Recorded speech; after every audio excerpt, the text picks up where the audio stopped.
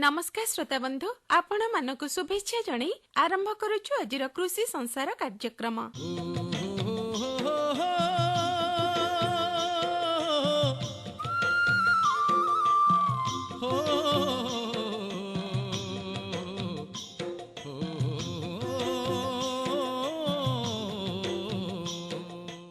श्रोता बंधु मांडिया चाष अछि जहार केते खुशी ताहार। मांडिया हेउछि एक प्रकार क्षुद्र दाना विशिष्ट घास परिवारर। साधारणतः एई शस्यर चाष पहाड़िया एवं ढालू अंचल रे वर्षा दिन रे करा जाइथाए। एही शस्यरे खाद्य पोषकता मात्रा अधिक थाए एवं अति सहजरे एहा हजम हेइथाए। एथिरे कैल्शियम, तंतु, पुष्टिसार, लोह भली पोषक तत्व रही थाए। एई शस्यरे तैयारी खाद्य रोग प्रतिरोधक शक्ति बढ़ाइबा सहित शरीर को सुस्थ रखी थाए। आम ओडिशा रे आदिवासी बहुल जिल्ला मानकरे एहा एक प्रधान खाद्य। पारंपरिक चाष पद्धति अनुसार जमी को हल करी सीधा सड़क ए मांडिया बुणा जाइथाए। मांडिया हेक्टर पिछा 5 ରୁ 7 क्विंटाल अमल हेइथाए। वर्तमान अल्प जमी रे अधिक अमल एक मुख्य आह्वान हेइ जाइछि। आउ ए मांडिया चाष को प्रोत्साहित करिबा पई सरकार मध्य अनेक सुविधा सुजोग जोगेई दैछन्ति। तेबे चाषी भाई माने आउ डेरी न करी मांडिया चाष करिबाकू आगे आसंतु। निजर अर्थनैतिक उन्नति करिबा सहित देशर प्रगति आ उन्नति रे सहायक हुअन्तु। श्रोता बंधु चाषी भाईर उन्नति हेले आम राज्यर मंगल हब, देश प्रगति पथरे आगे चलिब। सेथिपई किंतु ताको कठिन परिश्रम करिबाकू पड़िब। आउ मध्य ठाकुरंक ना नेई आगको आगेइबाकू पड़िब। काहेकि ना कुहा जाए जे कोनोसी काम आरंभ करिबा पूर्वरु ठाकुरंक ना नेले शुभमय हेइथाए। तेबे आसंतु ना संध्या समय एमिति एक मंगलमय मुहूर्त रे ठाकुरंक ना नेई आगको आगे छिबा। चलो सखी आम्भे दर्शन करिबा, चलो सखी आम्भे दर्शन करिबा नीलगिरी कालियाकू। चलो सखी आम्भे दर्शन करिबा नीलगिरी कालियाकू। केउ सुरपति बेश करियाछि गिरिवर तोलिबाकू, से जे श्रीमुख तोरा सिरे सुना दुब केरा केरा, से जे श्रीमुख तोरा।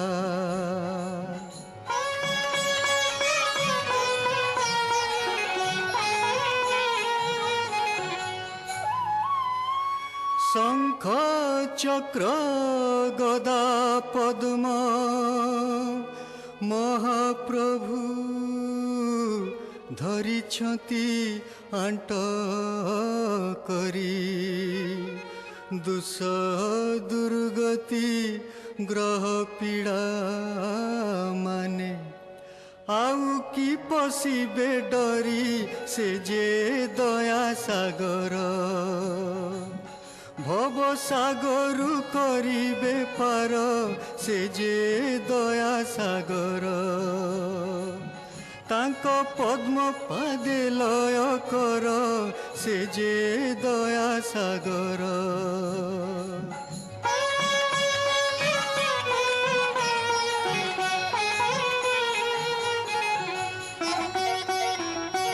श्री पुरुषोत्तम रहणी करिबा,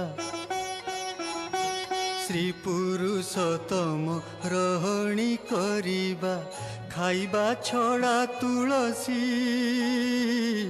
कहे साल बेग हरि है,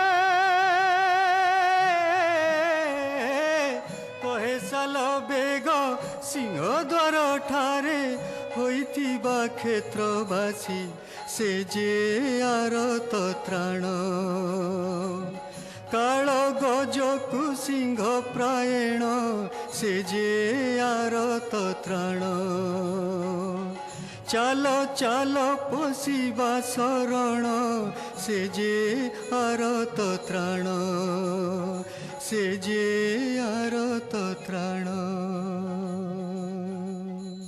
श्रोता बंधु भजन शुणिले परिवेशटा भक्तिमय ହେଇଗଲା।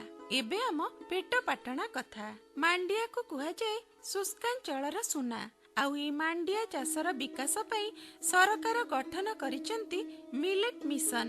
ମାଣ୍ଡିଆ ଚାଷର ଉନ୍ନତି ଏଥିପ୍ରତି ଚାଷୀ ଭାଇଙ୍କର ଆଗ୍ରହ, ଅର୍ଥନୀତିରେ କିପରି ଏହା ସହାୟକ ତଥା ମାଣ୍ଡିଆର ପ୍ରକ୍ରିୟାକରଣ ମାଧ୍ୟମରେ କ'ଣ ସବୁ ପ୍ରସ୍ତୁତ ହେଇପାରୁଛି, ଏସବୁ ପ୍ରସଙ୍ଗକୁ ଆଧାର କରି ଆଜି କୃଷି ସଂସାର କାର୍ଯ୍ୟକ୍ରମରେ ଆଲୋଚନାର ବିଷୟ ରହିଛି ମାଣ୍ଡିଆ ଜାତୀୟ ଖାଦ୍ୟର ପ୍ରକ୍ରିୟାକରଣ। ଏ ବିଷୟରେ ଆଲୋଚନା କରିବା ପାଇଁ ଆମ ସହିତ ଅଛନ୍ତି ଓଡ଼ିଶା କୃଷି ଓ ବୈଷୟିକ ବିଶ୍ୱବିଦ୍ୟାଳୟର କୃଷି ଗବେଷଣାରତ ଛାତ୍ରୀ ସାୟନ ସାଗ୍ନିକା ମହାପାତ୍ର। ତାଙ୍କ ସହିତ ଆଲୋଚନାରେ ଅଂଶଗ୍ରହଣ କରୁଛନ୍ତି ଅନନ୍ତ ଚରଣ ଜେନା। ତାହେଲେ ଆସନ୍ତୁ ଶୁଣିବା ଆଲୋଚନା ମାଣ୍ଡିଆ ଜାତୀୟ ଖାଦ୍ୟର ପ୍ରକ୍ରିୟାକରଣ। ଆଜ୍ଞା ନମସ୍କାର, ସ୍ୱାଗତ ଆପଣଙ୍କୁ। ନମସ୍କାର। ଆଲୋଚନା ତ କରିବା ମାଣ୍ଡିଆ ଜାତୀୟ ଖାଦ୍ୟର ପ୍ରକ୍ରିୟାକରଣ। ଆଜିର ଦିନରେ ମିଲେଟକୁ ନେଇକି ଆମର ଗୋଟେ ମିଲେଟ ମିଶନ ସବୁ ଗଢ଼ା ହେଇଛି, ଯୋଉଟାକି ଆମର କେନ୍ଦ୍ରରେ ବି କାର୍ଯ୍ୟ କରୁଛି ଆଉ ଷ୍ଟେଟରେ ମଧ୍ୟ କାର୍ଯ୍ୟ କରୁଛି। ତାର ଅର୍ଥ ହେଉଛି ଯେ ଆମର ଯୋଉ ମିଲେଟ ଜାତୀୟ ଯୋଉ ଖାଦ୍ୟ ରହୁଛି ସେ ଖାଦ୍ୟରେ ଏତେ ପୋଷଣ ଶକ୍ତି ଅଛି, ଏତେ ଭିଟାମିନ ଅଛି, ଏତେ ଖାଦ୍ୟସାର ରହିଛି, ଯାହାଦ୍ୱାରା ସେଇ ସବୁ ଖାଦ୍ୟକୁ ଖାଇଲେ ଆମର ରୋଗ ପ୍ରତିରୋଧକ ଶକ୍ତି ପ୍ରବଳ ପରିମାଣରେ ବଢ଼ିବ, ଯାହାଦ୍ୱାରା ଆମେ ଯେକୌଣସି ମହାମାରୀ ରୋଗକୁ ମଧ୍ୟ ପ୍ରତିହତ କରିପାରିବା। ଏପରିକି ଆଜିର ଯୋଉ ଭୟାବହତା ସୃଷ୍ଟି କରିଛି କରୋନା, ତାକୁ ମଧ୍ୟ ପ୍ରତିହତ କରିପାରିବ, କ୍ୟାନ୍ସରକୁ ମଧ୍ୟ ପ୍ରତିହତ କରିପାରିବ, ଯୋଉ ଡାଇବେଟିସ୍ ଯୋଉ ମଧୁମେହ ରୋଗ ସେ ବି ମଧ୍ୟ ଗୋଟେ ବର୍ତ୍ତମାନ ଘାତକ ସାଜିଛି ସେ ସମସ୍ତଙ୍କ ପାଇଁ, ସେ ରୋଗକୁ ମଧ୍ୟ ଏଇ ମିଲେଟ୍ସ ପ୍ରତିହତ କରିପାରିବ। ତେଣୁ ସେଇ ମିଲେଟ୍ସ କହିଲେ ଆମେ କ'ଣ ବୁଝିବା? ମିଲେଟ୍ସ ଆଗରୁ ଆମର କହିବାକୁ ଗଲେ ଗରିବ ଲୋକମାନଙ୍କର ଖାଦ୍ୟ ଥିଲା। ବର୍ତ୍ତମାନ ମିଲେଟ୍ସ ମିଶନ ସରକାର ଗୋଟେ ସ୍ପେଶାଲ ପ୍ରୋଗ୍ରାମ କରିଛନ୍ତି। ଏହାକୁ ସମସ୍ତେ ସବୁ ଶ୍ରେଣୀର ସବୁ ବର୍ଗର ଲୋକମାନେ ବ୍ୟବହାର କରୁଛନ୍ତି ମିଲେଟ୍ସକୁ। ମିଲେଟ୍ସ ଗୋଟେ ଛୋଟ କ୍ଷୁଦ୍ର ଶସ୍ୟ ଦାନା ଫସଲ କହିଲେ କିଛି ଅତ୍ୟୁକ୍ତି ହବ ନାହିଁ। ତା ଭିତରେ ଆମ ଫିଙ୍ଗର ମିଲେଟ, ରାଗି, ମାଣ୍ଡିଆ ଡିଫରେଣ୍ଟ ଟାଇପର ଆମର ଅନ୍ତର୍ଭୁକ୍ତ ରହୁଛି ମିଲେଟ୍ସ ଭିତରେ।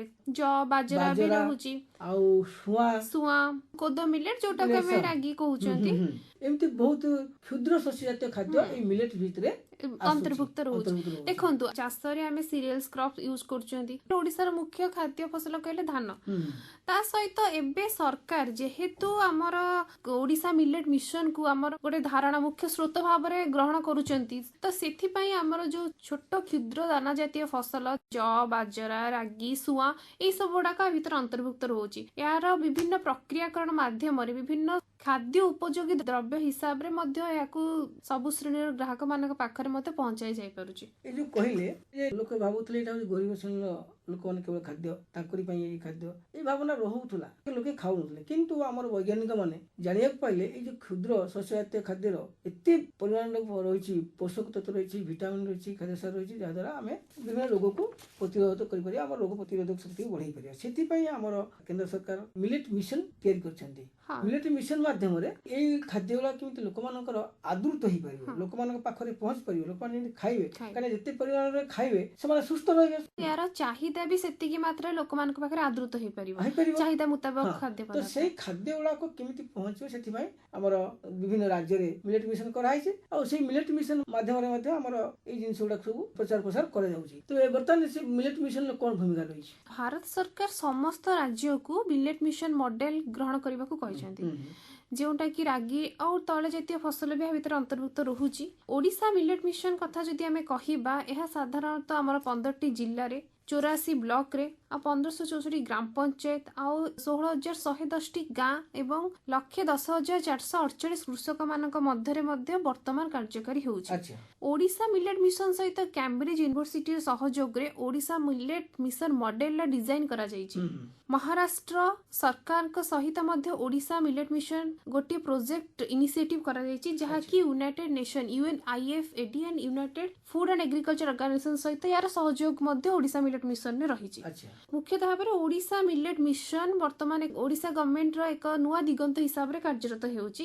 ଆଉ ଏହା ପ୍ରାୟତଃ ବହୁତ ଜିଲ୍ଲାରେ ମଧ୍ୟ ଆସ୍ତେ ଆସ୍ତେ ଚାହିଦା ବଢିବାରେ ଲାଗିଛି, ଆଉ ବିସ୍ତୃତି ବି ହେବାରେ ଲାଗିଛି, ପରିବ୍ୟାପ୍ତି ହେଇଚାଲିଛି। ନିଶ୍ଚୟ ନିଶ୍ଚୟ, କାହିଁକି ନା ଆମେ ଯେତେବେଳେ ଜାଣିଲେ ଏ ଖାଦ୍ୟକୁ ଖାଇଲେ आम निरोग रहा सुस्थ रहा सुंदर रहा एपरिक वैज्ञानिक मैंने कहते ये खाद्य खाइले सहजरे बार्धक्य भी आसबनी आप चिर यौवन होगी रे एत जी ये खाद्यर गुण रही लोक तो निश्चित भाव में खाइबे एमात्र सन्देह ना तेणु ये फसल तो करा पड़ो फसल जदि चाहिदा बढ़ लोक पाखे पहुंचा पड़ो से अनुसार प्रोडक्शन न हम ताले आम बहुल भाव में पाइपर जहाँ आम आवश्यकता भी आमको मिलूनी से आमको चाष करा पड़ो तेज आम ओडिशा रे ये सब जिन चाष मिलेट्स जातीय फसल कौटी कि भाव में अच्छी से विषय कहतु ଆପଣ ଯୋଉ ଚାଷ ବିଷୟରେ ପଚାରିଲେ ମାନେ ଆମ ଓଡିଶା ସରକାର ମିଲେଟ ମିଶନ କୁ ବହୁତ ବହୁଳ ଭାବରେ ଲୋକମାନଙ୍କ ପାଖରେ ପହଞ୍ଚାଇବା ପାଇଁ ଚାଷୀ ମାନଙ୍କୁ ଜଣାଉଛନ୍ତି ଯେ ମିଲେଟ ରୁ ଚାଷ କର ଯେମିତି ଅଧିକ ଉପରେ ଉତ୍ପାଦନ ହବ ଯାହା ଫଳରେ ଆମର ସେଇ ଉତ୍ପାଦିତ ଦ୍ରବ୍ୟ ମାନଙ୍କୁ ଆମର ପ୍ରୋସେସିଂ କରିକି ଲୋକମାନଙ୍କ ପାଖରେ ସେଗୁଡା ପହଞ୍ଚାଇ ପାରିବ ତ ମୁଖ୍ୟତଃ ଭାବରେ ଆମର 1,15,794 ହେକ୍ଟର ଏରିଆରେ ସର୍ବମୋଟ ମାଣ୍ଡିଆ ଚାଷ କରାଯାଉଛି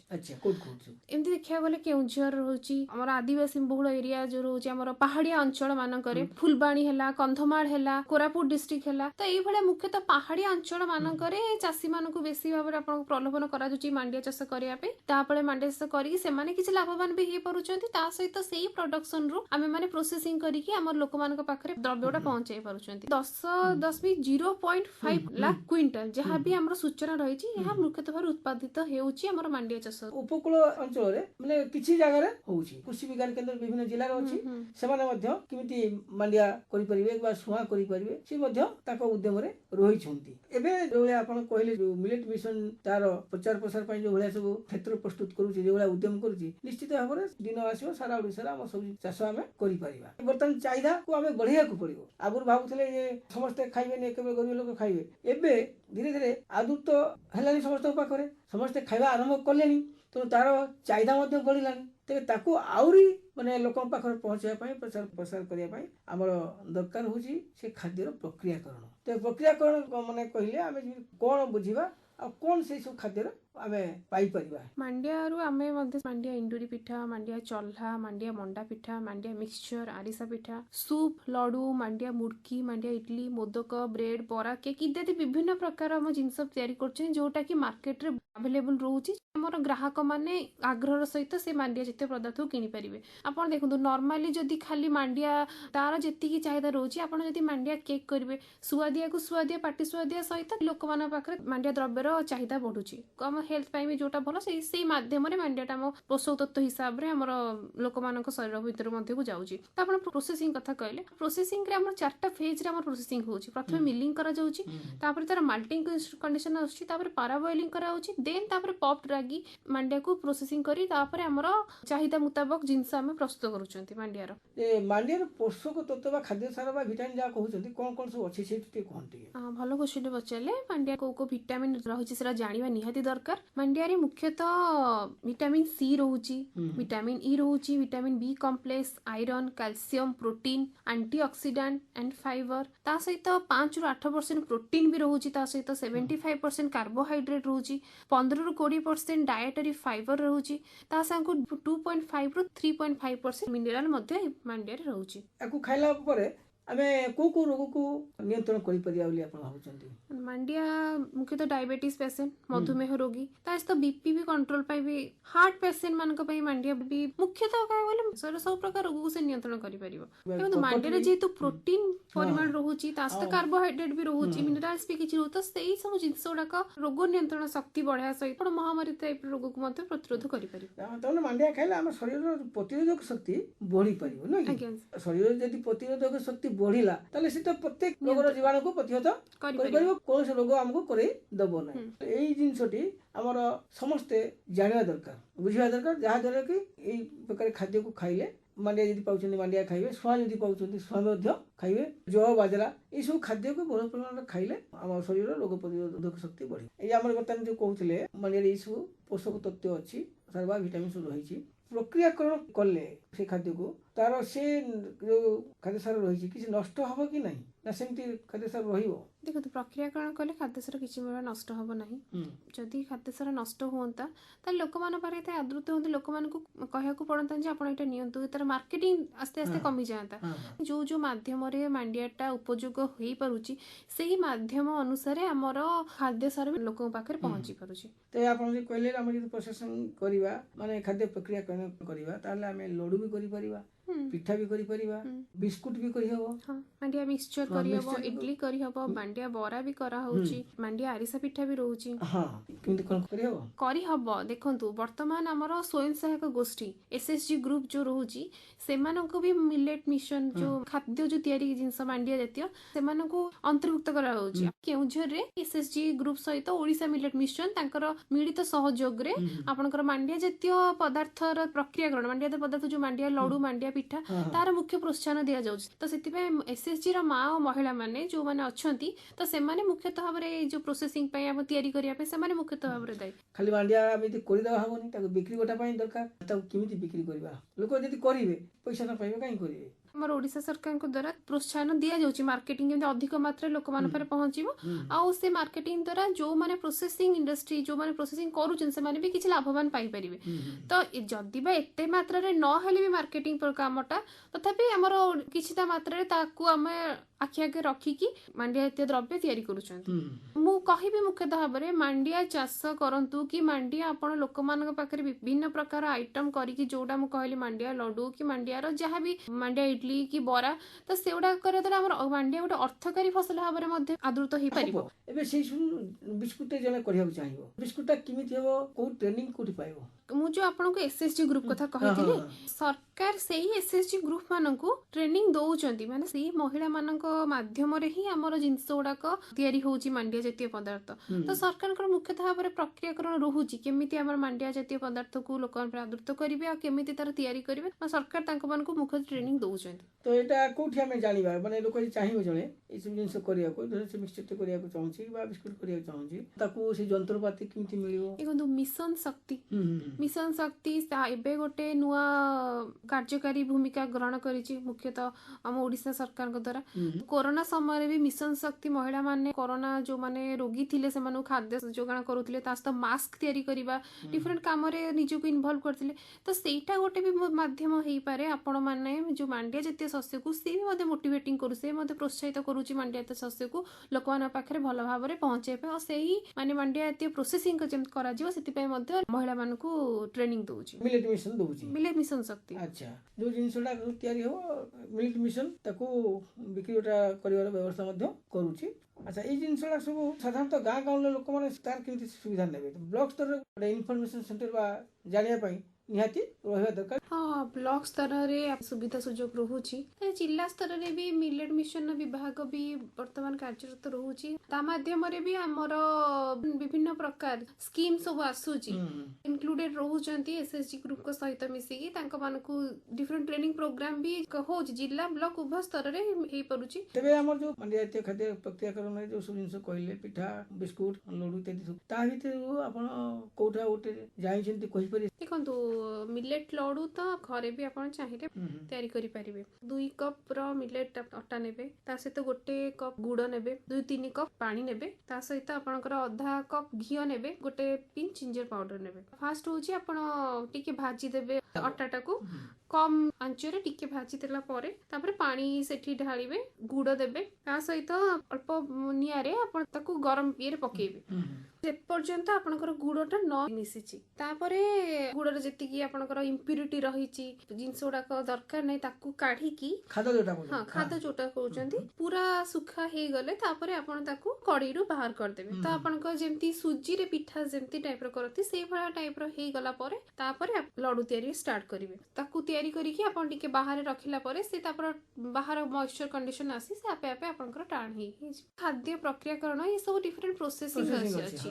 ପୂର୍ବରୁ ବି କହିଥିଲି SSG ଗ୍ରୁପ ମାନଙ୍କ ସହିତ ମିଲେଟ ମିଶନର ଆପଣଙ୍କର କୋଅର୍ଡିନେସନ ରହୁଛି।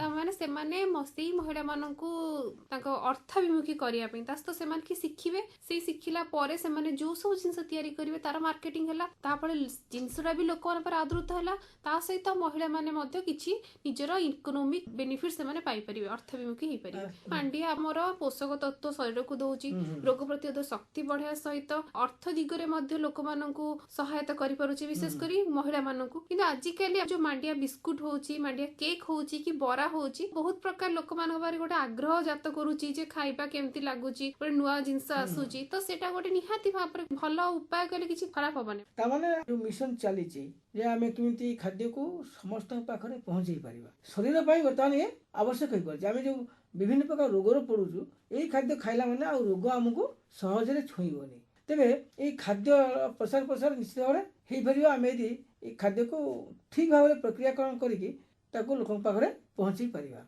तेबे यार वर्तमान भविष्य कौन बोले आपण अनुभव करछंती? यार भविष्य निहाती भाबरे एक उज्जवल भविष्य, जेहेतु मांडिया जी चाष करिछि से जानिछि तार केते दूर से प्रॉफिट पाइछि, आउ तापरे एबे जो प्रकार नुआ नुआ जिंस मांडिया जतीय पदार्थ जहाँ भी तैयारी होउछि से भी लोक मान पाखरे आदृत हेबा द्वारा मांडियार एक भिन्न चाहिदा हेई परुछि। तो यार भविष्य तो निहाती भाबरे बहुत उज्जवल, इकोनोमिक बेनिफिशियल, इकोनोमिकली भी सस्टेनेबिलिटी रहउछि। जो माने भी मांडिया प्रोसेसिंग करूचंती सेही महिला मान पई भी से माने जदी ए कामटा को गोटे धारा रे चलेई परिबे तो तांको मान पई गोटे फाइनेंशियल वेल सेट ऑफ दिगो देखै परिबो।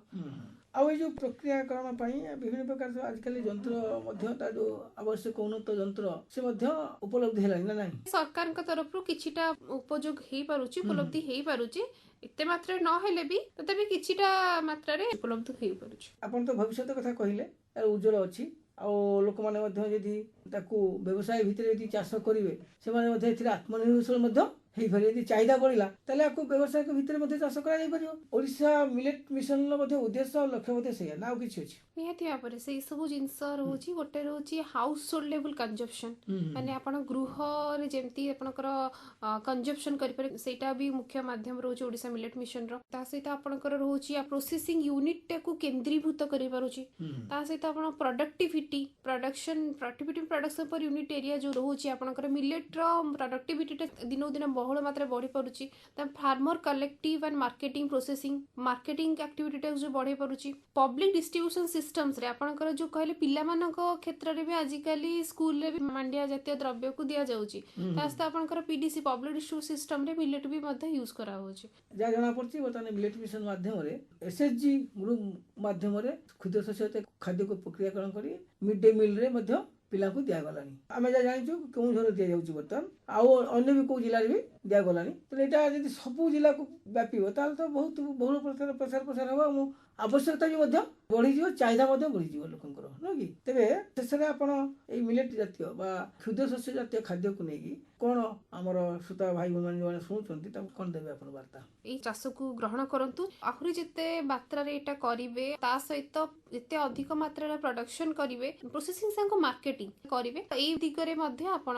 रखंतु। प्रोडक्शन करंतु, तार प्रोसेसिंग केमती आहुरी बहुल मात्रा रे प्रोसेसिंग इंडस्ट्री करिवे, कि केमती बहुल मात्रा प्रोसेसिंग जिंसडा दिनो दिन बढ़िबो, ता से केमती लोक मान मार्केटिंग करि पारे, जा फळे आपण किछि इकोनॉमिकली आपण भी स्टेबल हेई पारिबे। तो आपण एई चाष को आदर करंतु। विशेष करी ओयूटी पिला माने मझे मझे आछंती मांडिया रो बिस्कुट मिक्सचर लडू इत्यादि कि गोटे स्टॉल पकेबार हम देखुछु, किंतु हमर कोठी बिक्री बटा होची दुकानटा कोठी अछि तार आमे खोज खबर पाई पारुनु। एमती को जगह बिक्री बटा होची जना अछि कि? हां, ओडिसा सरकार कृषि भवन अछि भुवनेश्वर रे, सेठी तो यार चली छी माने किछि मांडे जातीय द्रव्यर बिक्री जो आपण कहउछन मिलुची। ता सहित वर्तमान विभिन्न जिल्ला रे मध्ये गोटे यूनिट खोलिबार लागि छी। सुना होची कटक रे भी मांडे जातीय द्रव्यर बिक्री सेंटर खोला चलची, आस्ते आस्ते चली छी। आ मिलेट मिशन सब माने जातीय खाद्य को बिक्री बटा करे पई योजना करिछि। जाओ आपण हम स्टूडियो उपस्थित रही मांडे जातीय खाद्य प्रक्रियाकरण विषय सविशेष तथ्य प्रदान कले, जहाँ आम आशा करछु आम श्रोता भाई मान शुणुंट निश्चित भाव में ग्रहण करेंगे। से आम श्रोता तरफ तथा आम अनुष्ठान तरफ धन्यवाद ग्रहण करुछु। नमस्कार। धन्यवाद सर। श्रोता बंधु, आमर महाशया मांडिया जातीय खाद्यर प्रक्रियाकरण संपर्क रे खूब सुंदर सरल भाव में बुझेकी कहले। आपण माने जदि मांडिया चाष करिबा पई आग्रही अछंती ताले आ डेरी करंतुनी। मांडिया चाष करिबा पई ओडिसा मिलेट मिशन सहित जोगाजोग करंतु। श्रोता बंधु, आजादी का अमृत महोत्सव पालन अवसर रे आमर जातीय पताका को सम्मान जणाइबा। वंदे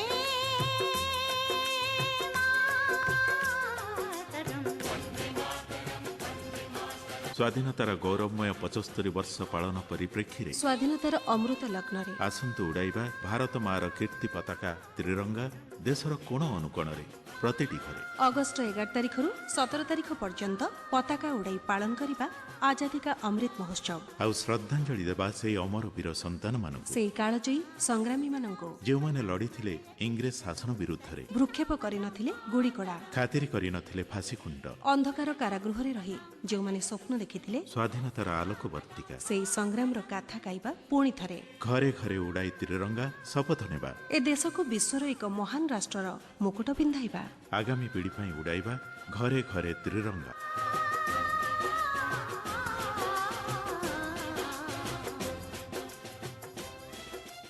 एबे आपण मानक पई एक विशेष सूचना। भारत सरकार के डिजिटल इंडिया कार्यक्रम से देश में डिजिटल क्रांति आ गई है और किसान इसका भरपूर लाभ ले रहे हैं। कर्नाटक के फ्रूट्स पोर्टल के माध्यम से केंद्र एवं राज्य सरकार की योजनाओं का लाभ आसानी से पहुंचाया जा रहा है। फ्रूट्स किसानों का एक ऐसा एकीकृत डेटाबेस है जहां किसानों से संबंधित सभी जानकारियां एक ही जगह मौजूद रहती हैं। किसी भी विभाग की कल्याणकारी योजना का लाभ देने के लिए फ्रूट्स में पंजीकरण स्वतः होता है। पंजीकरण केवल एक बार होता है, जिसके बाद उसी FID से किसी भी विभाग की किसी भी योजना का लाभ लिया जा सकता है। किसान का पंजीकरण उसके आधार नंबर से जुड़ा होता है। इस तरह हर किसान को मिलता है एक खास नंबर जो उसका FID नंबर कहलाता है। ये बेहतरीन ढंग से संगठित और जांचा परखा किसान डेटाबेस है। जब मैंने अपनी 3 एकड़ जमीन में 20 क्विंटल रागी उगाई तो सरकार ने मुझसे MSP पर फसल खरीदी। सरकार ने मेरे अकाउंट में सीधे 67,000 रुपए जमा करा दिए। FID से किसानों को बहुत आसानी हो गई है। अब हमें किसी बिचौलियों को कमीशन देने की जरूरत नहीं पड़ती है। हमारे इंसेंटिव FID अकाउंट के माध्यम से सीधे हमारे बैंक अकाउंट में आ जाते हैं। कोविड के कारण मैं 2020 में फसल नहीं बेच पाया था। उस समय सरकार ने फसल के मुआवजे की घोषणा की थी। 2-3 महीने बाद ही मुझे 25,000 रुपए आम के मुआवजे के रूप में मिले। इसी तरह FID की मदद से मुझे ट्रैक्टर पर लोन और खेती के उपकरण के लिए सब्सिडी आसानी से मिल गई। फ्रूट्स डेटा ने सरकारी एजेंसियों को जानवरों की बीमारियों, टीकाकरण कार्यक्रमों और फसल से संबंधित सलाह को किसानों तक पहुंचाने में मदद की है। फ्रूट्स की मदद से अब किसान अपने से संबंधित जानकारी को चुटकियों में हासिल कर सकते हैं। फ्रूट्स किसानों के लिए एक सुखद खेती करने का माध्यम बन गया है। श्रोता बंधु एमती आपण मानक सहित कथा हो समय इशारा कलानी कार्यक्रम विदाय नबा पई हेले आमे तो हेलु चासी बंदी लोक आग पाणीपाग शुणिबा तापरे कार्यक्रम विदाय नेबा।